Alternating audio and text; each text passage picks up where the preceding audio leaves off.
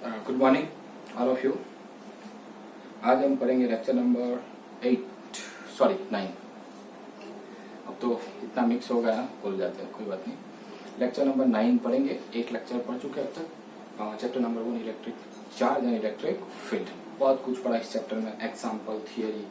तो जितना भी सेमेस्टर 3 में जितने भी चैप्टर आपको लर्न करना है, अच्छी तरह से समझना है। तो पूरा डिपेंड्स करता है चैप्टर नंबर 1 पे, क्योंकि बेस है। जब तक आपको चैप्टर 1 नहीं आएगा, 2 नहीं, 3 नहीं, 4 नहीं, कुछ भी समझ में आने वाला नहीं है। इसी वजह से आपका फोकसिंग चैप्टर नंबर 1 पे होना चाहिए। अच्छी तरह से समझना, 1 बाय 1। जितना भी आपको नहीं आता, व्हाट्सएप थ्रू, मैसेज थ्रू हमसे सीख सकते हो, लेकिन क्लियर होना चाहिए चैप्टर पूरा, ठीक है। अब थोड़ा थोड़ा आगे बढ़ते हैं। Electric dipole. What is electric dipole? A system of two charge equal and opposite, plus Q minus Q and distance between two charges twice A. Yes और नो? ठीक। उसी डायपोल एक सिस्टम बनाया था ऐसा, 2 चार्ज वाला जो डायपोल का था। उसी से हम उसकी एक्सिस पे इलेक्ट्रिक फील्ड लाए थे 7th नंबर के लेक्चर में, और उसकी इक्वेटर पे भी इलेक्ट्रिक फील्ड हमने फाइंड किया था। फिर हमने इलेक्ट्रिक फ्लक्स के बारे में पढ़ा। What is electric flux? Number of field lines, amount of field lines, counting number of field lines, ठीक है। तो वो फ्लक्स का फॉर्मूला बेसिकली लाए थे, phi is equal to ES cos theta.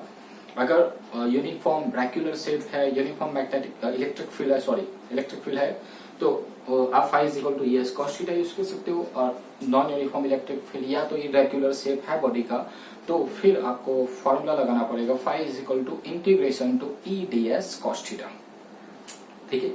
ये वाली चीजें मैंने आपको समझाया था, ठीक है। अब थोड़ा और आगे बढ़ते हैं, और जितनी हो सके मैंने आपको पीडीएफ में 13 थियरी फर्स्ट चैप्टर के लिखवाई, उतनी थियरी आपको प्रिपेयर करना है। डोंट वरी, आपको कोई ज्यादा टेंशन लेने की जरूरत नहीं। इसके अलावा जितना भी था point of view, MCQ base या एग्जांपल सॉल्व करने के लिए फार्मूला, डायमेंशनल फार्मूला, यूनिट, ये सब चीजें मैंने आपको समझाया, जो आप लेक्चर बाय लेक्चर लिखते होंगे। अब टाइम वेस्ट नहीं करते, फटाफट थोड़ा आगे बढ़ते हैं। नेक्स्ट टॉपिक, अब हम पढ़ेंगे torque act on a dipole in uniform electric field. हम क्या करेंगे, एक डायपोल को, डायपोल तो समझ में आया आपको, उससे यूनिफॉर्म इलेक्ट्रिक फील्ड में पुट कर देते हैं, अंदर रख देते हैं। तो उस डायपोल की सिचुएशन क्या होगी यूनिफॉर्म इलेक्ट्रिक फील्ड में? अगर डायपोल को रखा जाए तो क्या सिचुएशन होगी, ये हम समझते हैं, ठीक है।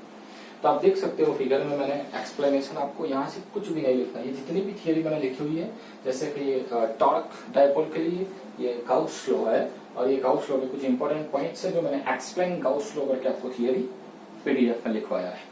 मतलब कि जितना भी मैं आपको ये थियरी कल भी पढ़ाऊंगा, सब कुछ आपने लिखा हुआ है, वही आप होमवर्क में भेज देना। इस वक्त आपको सिर्फ करना क्या है, समझना है थियरी किस तरह से, पॉइंट ऑफ व्यू मैंने आपको लिखवाया थियरी में, वो हमें समझना है। तो आप लोग ध्यान से आई होप के समझोगे, कंसंट्रेशन रखोगे तो सब कुछ समझ में आएगा। Are you ready? यस। अब यहाँ देख सकते हो कि ये जो पैरेलल लाइन दिखाई दे रही है, इसे हम क्या कहते हैं? Uniform electric field. Equal distance and parallel to each other जो लाइन होती है उसे क्या कहते हैं? Uniform electric field. तो ये आपको दिखाई दे रहा है यूनिफॉर्म इलेक्ट्रिक फील्ड, ठीक है। इलेक्ट्रिक फील्ड लाइंस कहां से स्टार्ट होती है? Positive and towards negative. तो ये प्लस प्लस प्लस, ये माइनस माइनस, ये आपकी इलेक्ट्रिक फील्ड है इस तरफ, ओके। उसमें मैंने किया क्या, एक डायपोल को रख दिया। ये आपको डायपोल दिखाई दे रही है, plus Q minus Q, distance between to charge 2a, ये आपकी डायपोल है। और डायपोल को ऐसी सिचुएशन में रखा हुआ है यूनिफॉर्म इलेक्ट्रिक फील्ड में कि एंगल थीटा बना रही है। ये आपको दिखाई दे थीटा एंगल, मतलब डायपोल को ऐसे भी रख सकते थे, बट ऐसे नहीं, ऐसे रखा हुआ है थीटा एंगल पे। दिखाता हूं मैं आपको डायपोल भी, कुछ देर बाद आपको अच्छा लगेगा। तो ये डायपोल है। अब इस डायपोल पे आप देख सकते हो, यहाँ भी फोर्स लगेगा, यहाँ भी फोर्स लगेगा, due to electric field. Electric field की वजह से फोर्स लगता है, आपको पता है ऑलरेडी।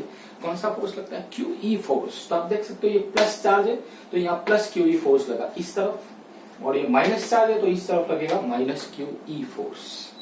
अब ये दोनों फोर्स जो लग रहे हैं, एक प्लस में एक माइनस में, दोनों इक्वल फोर्स है बट ऑपोजिट है। ये भी QE है, वो भी QE है, but plus and minus, equal and opposite. तो equal and opposite force body पे एक्ट कर रहे हैं, तो रिजल्टेंट फोर्स, नेट फोर्स क्या होगा? 0। दैट मीन्स क्या इस डायपोल पे कोई फोर्स एक्ट कर रहा है? यस, दो फोर्स एक्ट कर रहा है, बट दोनों इक्वल एंड ऑपोजिट है, बट नेट फोर्स क्या होगा? 0। अब net force 0, that means linear motion ये करने वाली नहीं है फोर्स। तो आप याद रखना कि डाइपोल यूनिफॉर्म इलेक्ट्रिक फील्ड में रखा हुआ है, तो उसमें आप देख सकते हो force be always zero, force act be always zero, कोई फोर्स एक्ट नहीं करता, ठीक है, ऑलवेज फोर्स जीरो ही होता है। लेकिन आप देख सकते हो कि ये वाला जो फोर्स एक्ट कर रहा है उसकी लाइन ऑफ फोर्स, ये लाइन ऑफ फोर्स कहते हैं, ये डॉटेड डॉटेड, और इस फोर्स की लाइन ऑफ फोर्स इस तरफ, ये वाली लाइन, इन दोनों, ये जो फोर्स एक्ट कर रहा है किसी एक पॉइंट पे नहीं है, डिफरेंट पॉइंट पे फोर्स एक्ट कर रहा है, force act on a different point. So you think, यहां पे आप सोच सकते हो कि अगर डिफरेंट पॉइंट पे फोर्स एक्ट करेगा तो फोर्स तो नहीं है बट टॉर्क अप्लाई होगा, वहां पे टॉर्क एक्ट करेगा। एक एग्जांपल देता हूं मैं आपको, मान लो मुझ पे फोर्स लगा है इस तरफ से 100 न्यूटन, इस तरफ से 100 न्यूटन, तो इक्वल है ऑपोजिट, नेट फोर्स क्या होगा, जीरो। बट ये वाले दो फोर्स कोलिनियर है ना, एक ही लाइन पे तो एक्ट कर रहे हैं, बट यहाँ पे आप देख सकते हो कि दोनों डिफरेंट पॉइंट पे, एक ऊपर लग रहा है एक नीचे लग रहा है, तो लाइन ऑफ फोर्स दोनों का अलग अलग है। तो ऐसी सिचुएशन में क्या एक्ट करेगा, टॉर्क एक्ट करेगा। और इस टॉर्क की डेफिनेशन आपको पता होना चाहिए। तो टॉर्क क्या है, मैग्नीट्यूड ऑफ ईच फोर्स, इसका भी क्यू ये भी क्यू, बट मैग्नीट्यूड मोड लगाओगे तो प्लस में ही हो जाएगा। तो magnitude of each force into perpendicular distance between two line of force, ये लाइन ऑफ फोर्स, ये line of perpendicular distance between two line of force, clear, ठीक है। तो perpendicular distance between two line of force, तो magnitude क्या है इसका, Q E Q E Q E, और परपेंडिकुलर डिस्टेंस निकालने के लिए मैंने क्या किया, ये एंगल थीटा, तो ये भी थीटा होगा, इसे मैंने अलग से ड्रॉ किया, समझ में आया? इस फिगर को मैंने बाहर निकाल के अलग से ड्रॉ किया। आप देख सकते हो ये राइट ट्रायंगल इस तरह से कुछ है, ये वाला राइट ट्रायंगल, ये एंगल थीटा, ये एक्सिस साइड, ये ऑपोजिट, हमें चाहिए ऑपोजिट, और ऑपोजिट चाहिए तो हम क्या लेंगे, साइन, क्योंकि कोसाइन में तो एक्सेशन अपॉन हाइपोटेनस होता है और साइन में ऑपोजिट अपॉन हाइपोटेनस होता है, हमें चाहिए क्या, ऑपोजिट। तो sine theta is equal to what, opposite side upon hypotenuse, hypotenuse कितना है 2a, राइट, ओके। तो आप इस हिसाब से देख सकते हो ये डिस्टेंस क्या होगा, 2a साइन थीटा, आया समझ में, ठीक। तो ये डिस्टेंस 2a साइन थीटा वो यहाँ पे लिखा हुआ है, distance between two line of force 2a sine theta, 2aq combine कर दिया, that means dipole moment P, 2aq is equal to P E sine theta, तो P E साइन थीटा, इतना टॉर्क एक्ट करेगा इस डाइपोल पे। और sine theta को हम क्रॉस प्रोडक्ट से डिनोट कर सकते हैं, और आपको पता है torque vector quantity, dipole moment vector quantity, electric field vector quantity, so tau vector tau is equal to vector P cross vector E, इस फॉर्म में भी आप लिख सकते हो, क्लियर, समझ में आया, ठीक है। और अच्छी तरीके से मैं आपको फर्स्ट हाईलाइट कर देता हूं, आपको समझ में आएगा। ये तैयार किया मैंने, क्या है दिख रहा है आपको, ये डाइपोल है, a system of two equal and opposite charge, one charge second charge, ये दो चार्ज दिखाई दे रहे, plus Q minus Q, distance between 2a, distance between to charge 2a, ये प्लस क्यू ये माइनस क्यू, दोनों के बीच का डिस्टेंस 2a, ये एक डाइपोल है। ये आपकी एक सिस्टम है, इस सिस्टम को हमने ऐसे रखा हुआ है, आप देख सकते हो इस तरह से, समझ में तो आ रहा है ना सब, ठीक है। तो मैंने इस सिस्टम को रख दिया। अब आप सोच सकते हो इस चार्ज पे फोर्स लगा QE प्लस QE इस तरफ, और इस पे फोर्स लगा माइनस QE इस तरफ, इस तरह से देख सकते हो, ऐसे रखा हुआ है। यहाँ फोर्स लगेगा प्लस QE जो इसको इस तरफ खींचेगा, यहाँ फोर्स लगेगा माइनस QE जो इसको इस तरफ खींचेगा, किसकी वजह से, अट्रैक्शन की वजह से ना। अरे ये प्लस है, ये वाला तो माइनस है ना, ये प्लस है तो इस तरफ ये माइनस है, plus minus are equal charges attraction होगा। तो आप लोग जानते हो कि इस पे फोर्स ऐसे लगा, इस पे ऐसे लगा, तो क्या ये डाइपोल ऐसे रोटेट करेगी, यस और नो, यस। अब आप सोचो अगर इस डाइपोल को इस तरह से आप रख देते इसमें, तो क्या सिचुएशन होती है, ये प्लस है लेकिन इस तरफ माइनस है, ये वाला ये माइनस है लेकिन इस तरफ इलेक्ट्रिक फील्ड की प्लस माइनस की बात करूं, इसका प्लस माइनस दोनों अलग अलग, ठीक है। इलेक्ट्रिक फील्ड में इस तरफ प्लस ये माइनस, लेकिन डाइपोल में इस तरफ प्लस ये माइनस, तो plus minus attraction, plus minus attraction, तो ना इस पे कोई फोर्स एक्ट करेगा ना ही इस पे कोई टॉर्क एक्ट करेगा। Net force zero, torque zero, force का काम लीनियर मोशन करवाना। टॉर्क का काम रोटेशनल मोशन करवाना, ना फोर्स एक्ट कर रहा है ना ही टॉर्क एक्ट कर रहा है।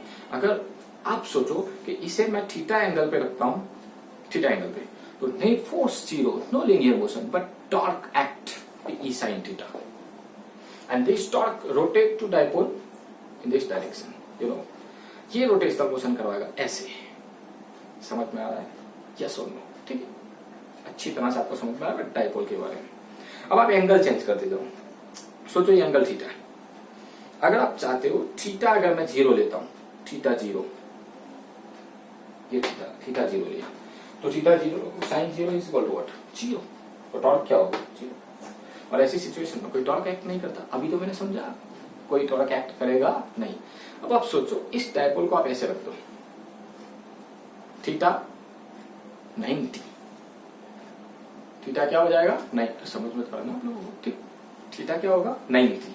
अब थीटा किसके बीच का एंगल है? पी और ई, इलेक्ट्रिक फील्ड तो इस तरफ है, और पी क्या है? Dipole moment, negative to positive, negative to positive, angle 90, sine 90, 1, torque maximum. और आप लोगों को पता है कि इस तरफ अट्रैक्शन हो रहा है, इस तरफ अट्रैक्शन हो रहा है, तो इस सिचुएशन में बहुत फास्ट टॉर्क लगेगा, ऐसे फास्ट।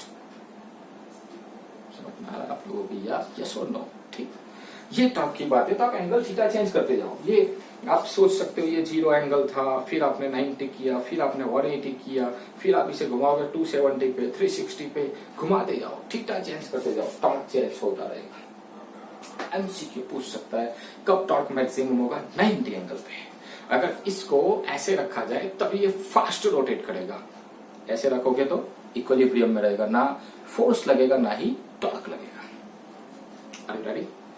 यस और नो? Yes, very good. तो ये बात चल रही थी यूनिफॉर्म इलेक्ट्रिक फील्ड में किस तरह से टॉर्क एक्ट करता है। तो ये आप लोगों ने समझ लिया अच्छी तरह से डायपोल से, ठीक है। और थोड़ा आगे बढ़ते हैं। अब टॉर्क का फॉर्मूला आप लोगों ने देख लिया, क्या है? Tau is equal to what? P sine theta. P क्या है? Dipole moment. डायपोल मोमेंट का ऑलरेडी आपको फॉर्मूला याद है, 2AQ, और ई इलेक्ट्रिक फील्ड है, और theta angle between P and ई।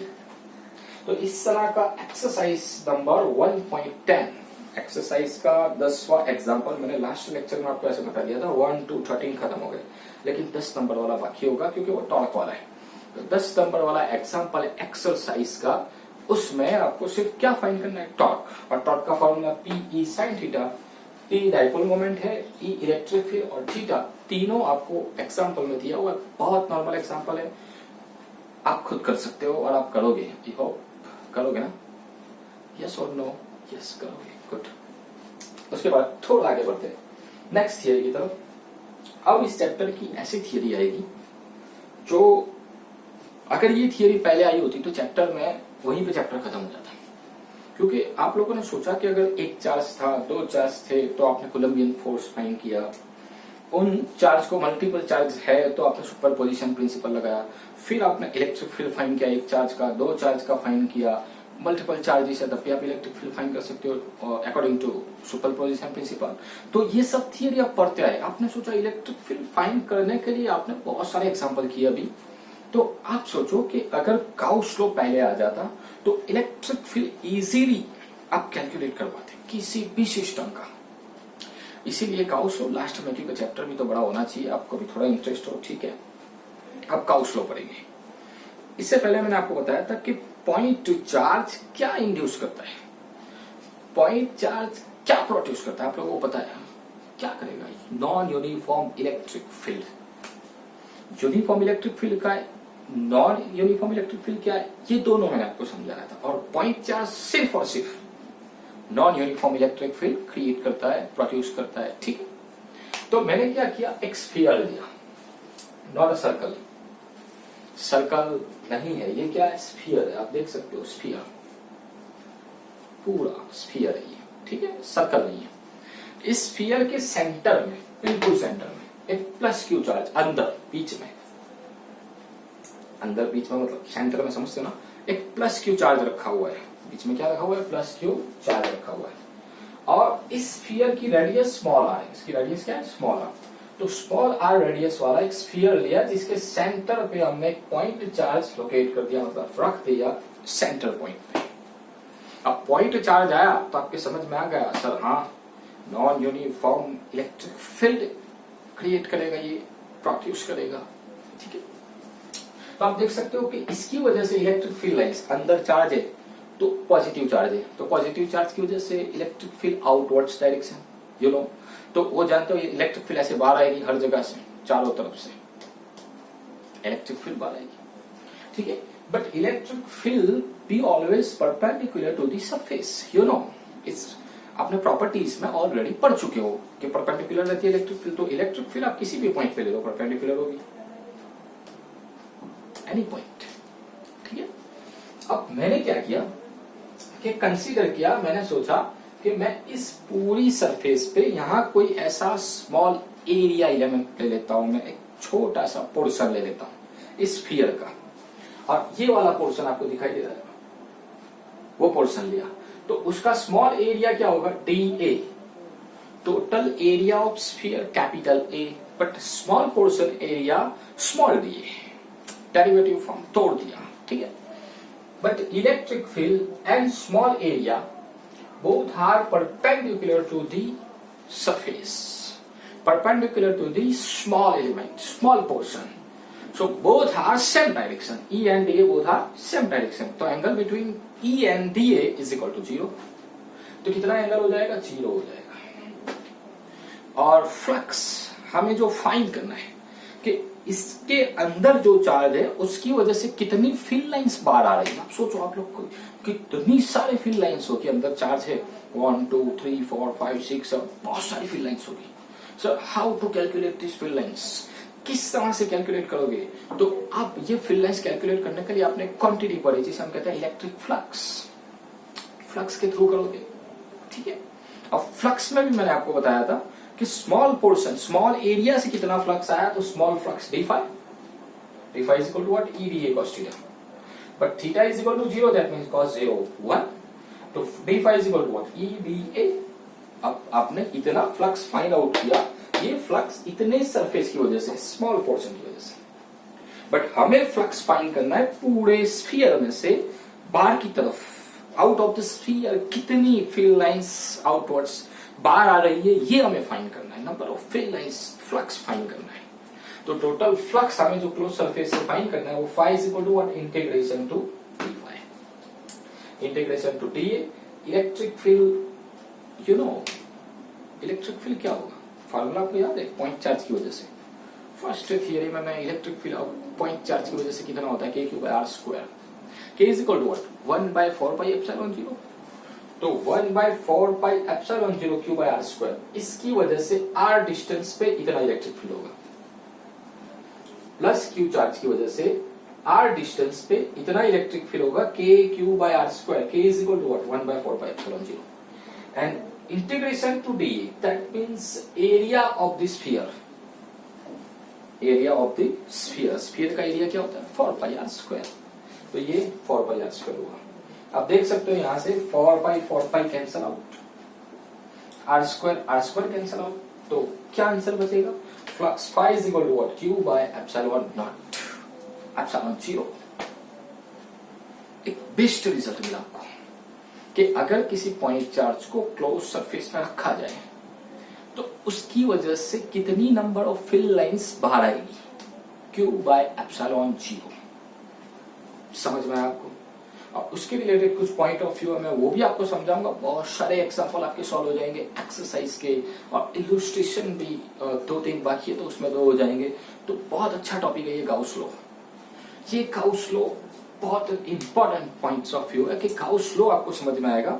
इसके रिलेटेड हमें 3 थियरी भी करना है लास्ट में, जो 3 थियरी मैंने लिखवाई है 11, 12 एंड 13, ये तीनों थियरी गाउस लॉ से होगी।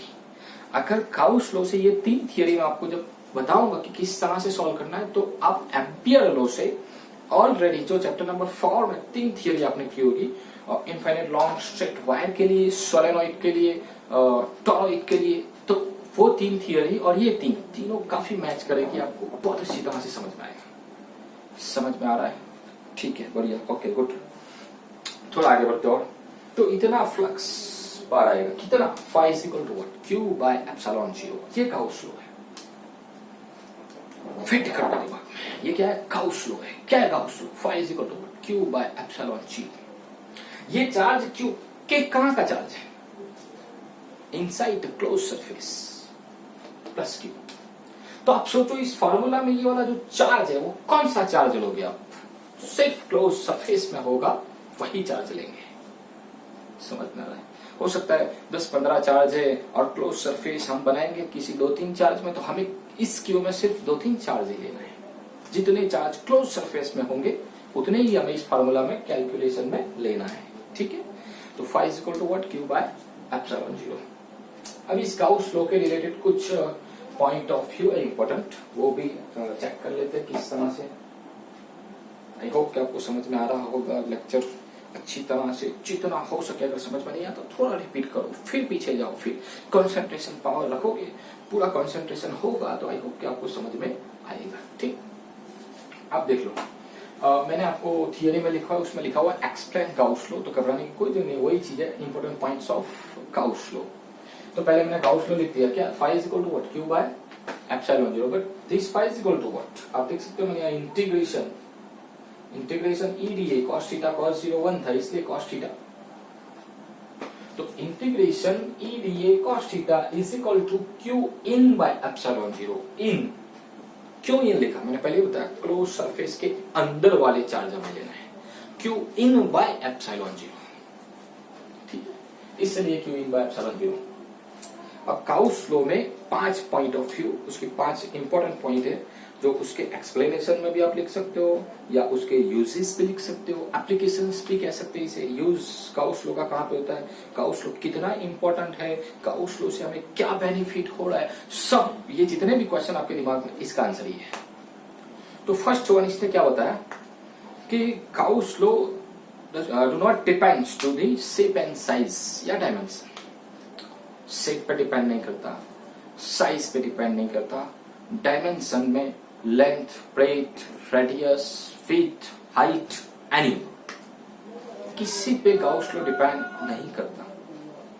बहुत सिंपल एग्जांपल मैं आपको कह दूं कि एक छोटा सा सर्कल लो, इसके सेंटर में पॉइंट चार्ज रख दिया तो कितना फ्लक्स बाहर आएगा? तो आप कहोगे सर क्यू बाय एप्सिलॉन 0। मैं कहूं इस सर्कल को इतना बड़ा कर दूं, बीच में मैं पॉइंट चार्ज रख दूं तो कितनी फील्ड लाइंस बाहर आएगी? Q by epsilon 0। इतना बड़ा सर्कल कर दूं, बीच में पॉइंट चार्ज रख दूं, कितनी फील्ड लाइंस बाहर आएगी? Q by epsilon 0। तो वो तो रेडियस पे थोड़ी ना डिपेंड्स करता है, आप इतनी रेडियस लो, इतनी बड़ी लो, पॉइंट चार्ज रखा हुआ है तो उसमें से फील्ड लाइंस तो उतनी आएगी। आप इतना एरिया लो या इससे बड़ा एरिया लो, कोई फर्क पड़ने वाला नहीं है।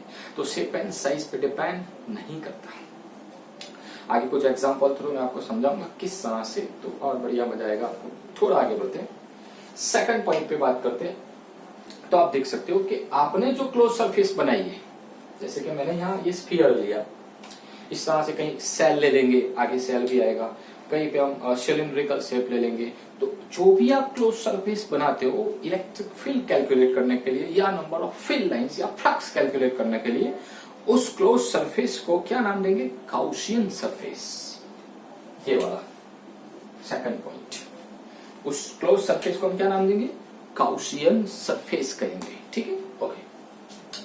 थर्ड पॉइंट ऑफ व्यू कि ये जो इक्वेशन आपको दिखाई दे रही है उसमें राइट साइड इस तरफ की बात कर रहा हूं और लेफ्ट साइड मतलब इसकी बात करेंगे, राइट और लेफ्ट, 3 और 4 दो पॉइंट।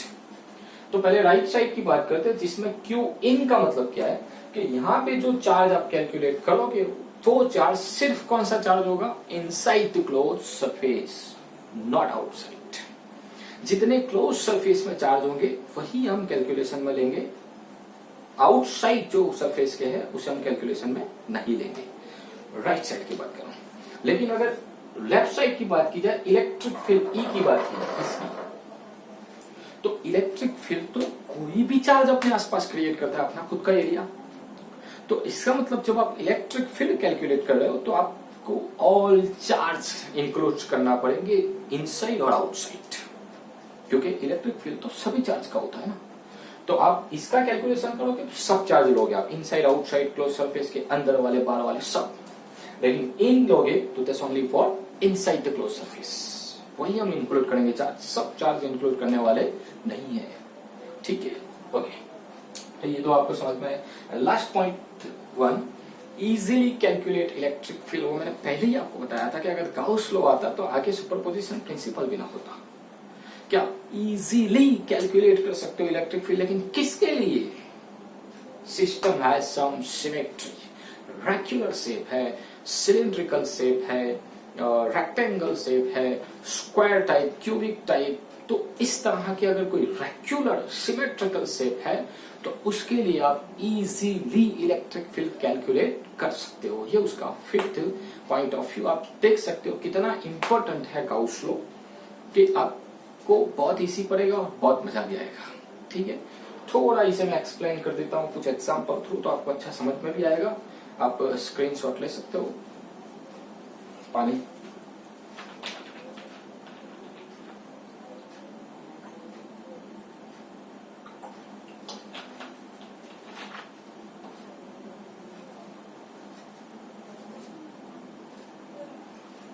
ओके, एक मिनट।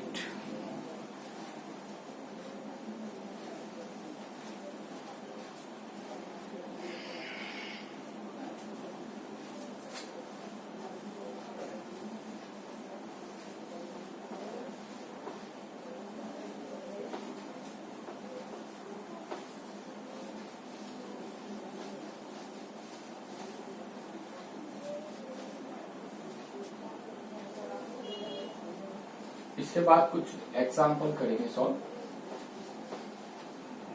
ज्यादा वक्त नहीं लूंगा, छोटे छोटे एग्जाम्पल एक्सरसाइज के, और इसके रिलेटेड है तो साथ में हो जाएंगे।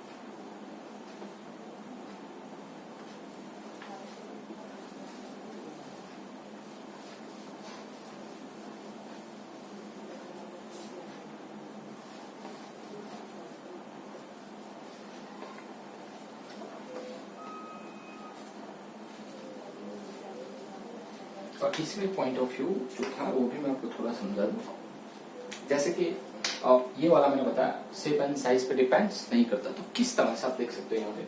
मान लो मैं आपको कह दूं ये एक क्लोज सरफेस है, ये गाउसियन सरफेस,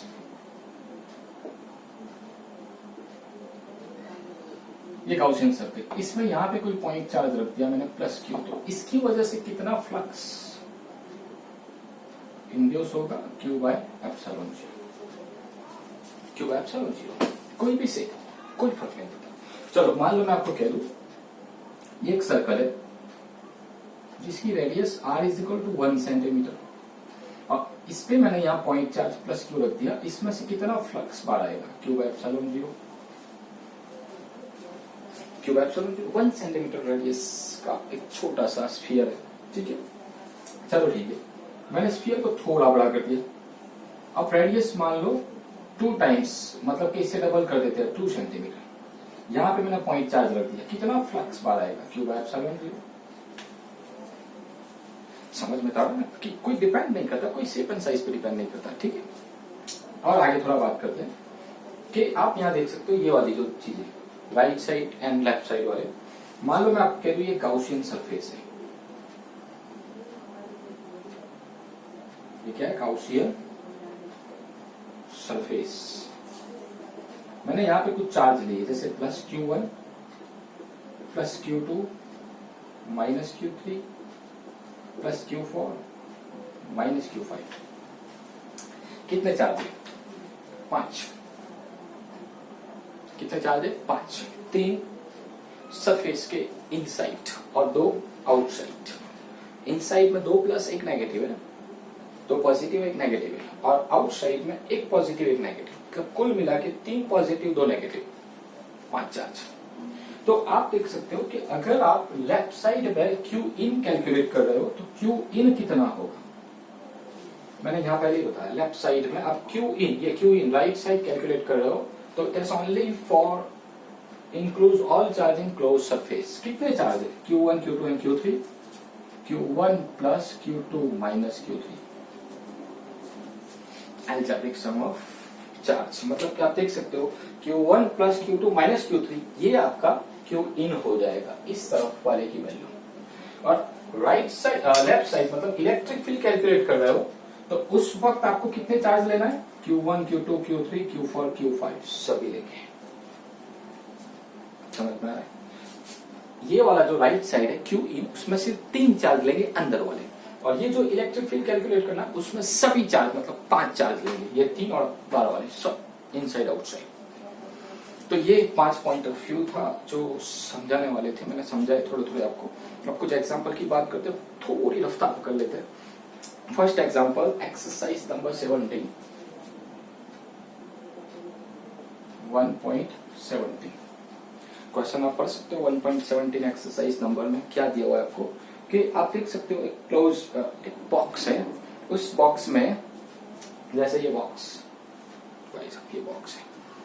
बॉक्स इस बॉक्स में 8 into 10⁻³ newton into metre square per coulomb flux बार, मतलब कि इस बॉक्स में यहाँ पे कोई चार्ज रखा हुआ है अंदर, और उस चार्ज की वजह से बाहर की तरफ कितना फ्लक्स पास हो रहा है, वो फ्लक्स आपको दिया हुआ है। Phi is equal to flux, phi is equal to 8 into 10⁻³ और unit of flux newton into metre square per coulomb. इतना फ्लक्स पास हो रहा है मतलब बाहर आ रहा है उस बॉक्स से। तो आपको पूछा क्या उस बॉक्स में टोटल चार्ज कितना रखा हुआ है, तो आप गाउस लॉ अप्लाई कर दो। फर्स्ट वन, टोटल चार्ज आपको फाइंड करना है, total charge in a box, ठीक है। अप्लाई गाउस लॉ, क्या अप्लाई कर देते हैं, गाउस लॉ। गाउस लॉ क्या है, phi is equal to q by epsilon 0। हमें क्या फाइंड करना है, चार्ज, तो q is equal to what, phi into epsilon 0, तो q is equal to phi what 8 into 10⁻³ and epsilon 0 permittivity of free space, you know, 8.85 into 10⁻⁻12। So answer Q is equal to, calculate कर सकते हो आप 7.08 into 10⁻⁻8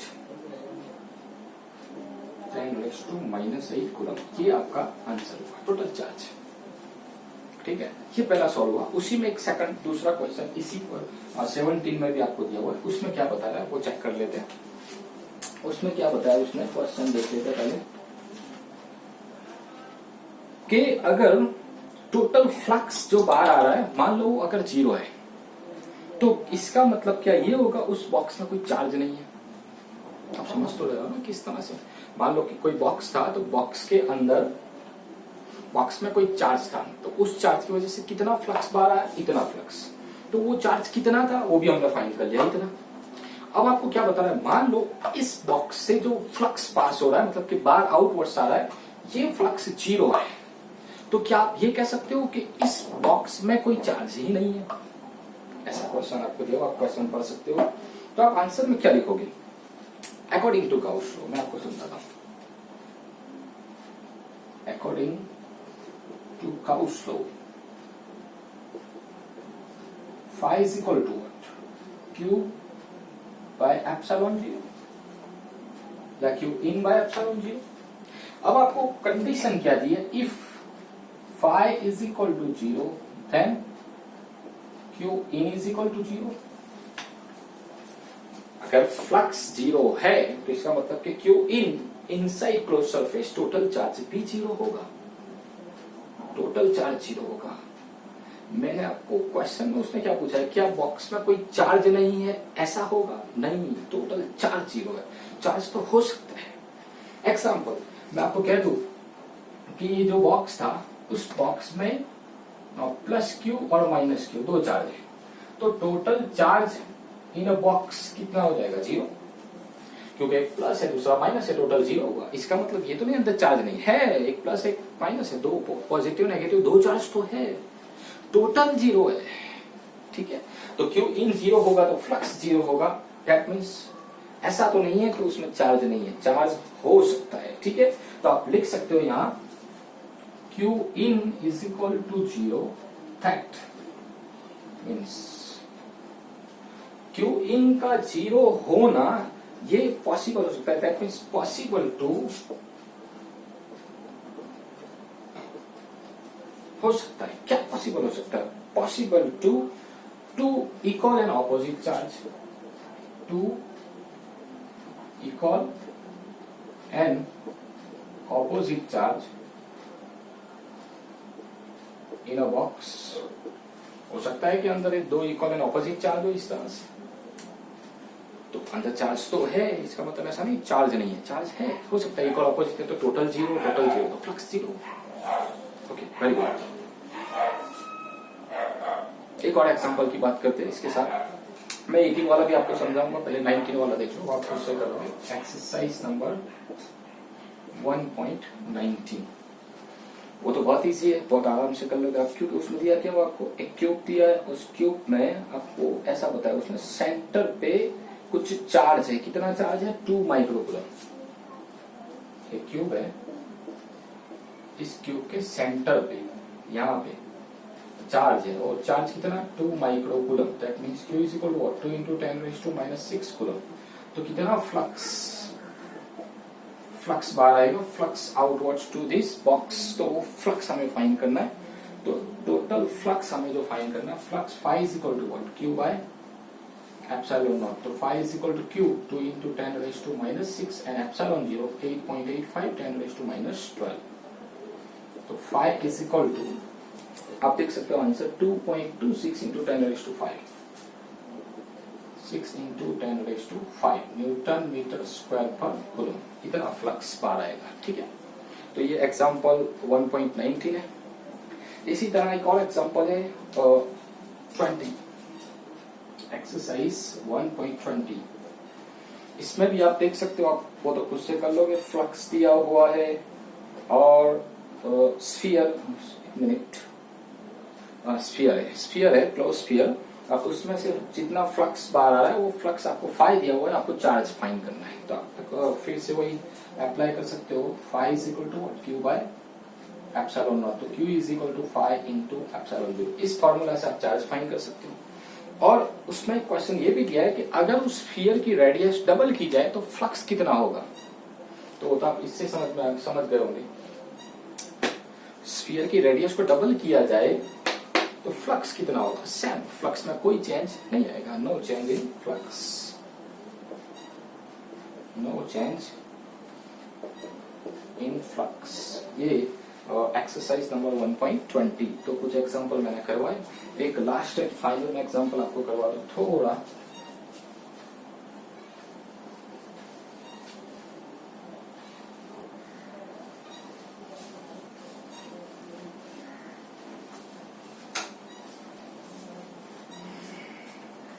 समझ में आ रहा है ना आप लोगों को, मजा आ रहा है ना थोड़ा, ठीक बोलिए। चलो थोड़ा इंटरेस्टिंग बनाते हैं, पूरा कंसंट्रेशन होना चाहिए। अब जो चला रहा हूं मैं, कुछ एमसीक्यू, कुछ गेट जेडबल रिलेटेड भी है और इंटरेस्टिंग है। इसी एग्जांपल से थोड़ा आगे बढ़ते हैं, क्यूबिक वाला एग्जांपल। इसमें चलो मान लो ये क्यूब है, इस क्यूब में अगर मैं सेंट्रल पॉइंट पे प्लस Q चार्ज रख दिया मैंने, तो फ्लक्स कितना आएगा, Q by epsilon not, epsilon 0, इतना फ्लक्स बाहर आएगा, फील्ड लाइंस। ओके, चलो इसी क्यूब में मान लो इस चार्ज को उठा के मैं किसी एक सरफेस पे रख देता हूं, यहां पे।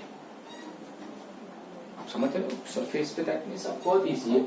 जैसे कि ये क्यूब है, तो इसमें टोटल सरफेस कितनी होती है, 6, 1 2 3 4 5 एंड 6, 6 सरफेस है। मैंने इस सरफेस पे यहां चार्ज रख दिया, लॉजिक आप लगा सकते हो। तो आपको पहले करना क्या है कि इस चार्ज को पहले आप सेंटर में ले लो, क्लोज सरफेस में, मतलब सेंटर में। तो अगर ये चार्ज आप सेंटर में लेना चाहते हो तो आप क्या करोगे, एक और क्यूब को यहां पास में ड्रॉ कर सकते हो ऐसे,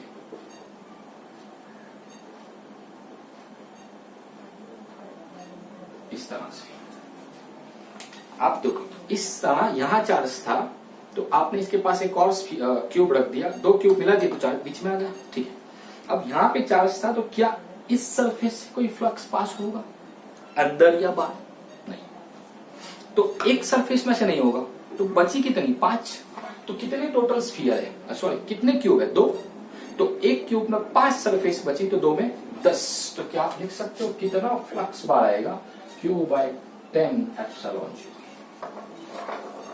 अरे चार्ज डिवाइड होगा ना, कुछ तो समझ में आया ना आप लोगों को। 6 सरफेस है, ये सरफेस में चार्ज रखा हुआ, इसमें से कोई लाइन पास नहीं होगी, लेकिन इसके अलावा बाकी की 5 सरफेस है वहां से लाइन पास होगी। तो 5 जो चार्ज में से लाइन निकली वो 5 पार्ट्स में डिवाइड हो जाएगी ना, Q by 5। इसी तरह 2 स्फीयर है, सॉरी 2 क्यूब है, तो दोनों में Q by 10 चार्ज हो जाएगा। ठीक है, चलो इसी चार्ज को मैं उठा के इस तरह से रख देता हूं।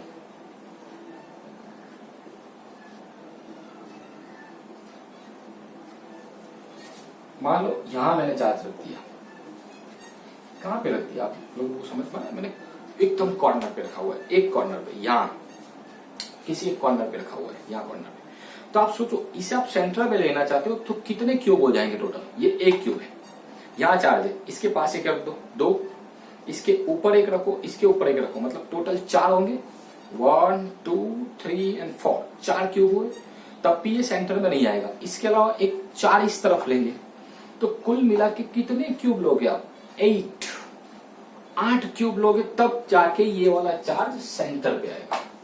अब एक क्यूब में कितनी सरफेस होती है, 6, तो 8 क्यूब की कितनी होगी, 48 सरफेस।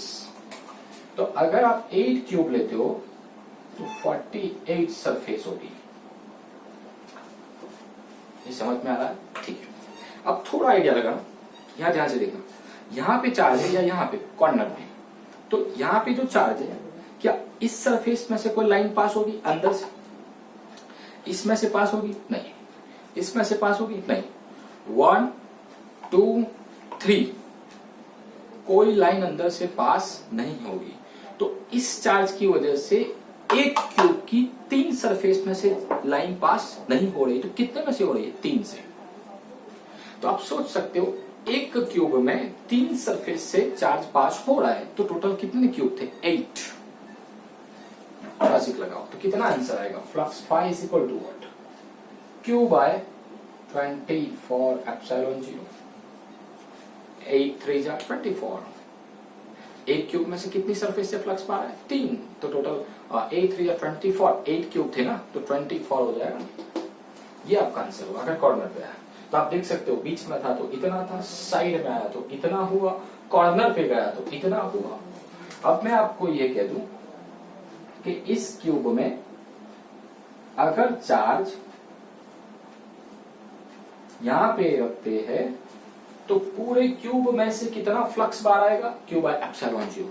बट मैं आपको कह दूं एक ही सरफेस से कितना आएगा, यहां से कितना फ्लक्स बाहर आएगा, ओनली 1 सरफेस।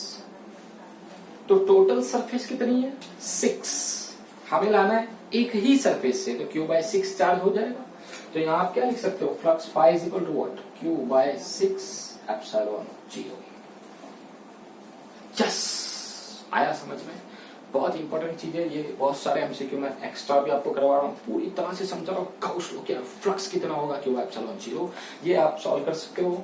और ऐसा ही एक एग्जांपल है जो एक्सरसाइज नंबर 1.18 वाला, जिसमें आपको यही फॉर्मूला अप्लाई करना है, Q और एप्सिलॉन 0 दोनों दिया हुआ है, वैल्यू आप रख सकते हो और फ्लक्स फाइंड कर सकते हो।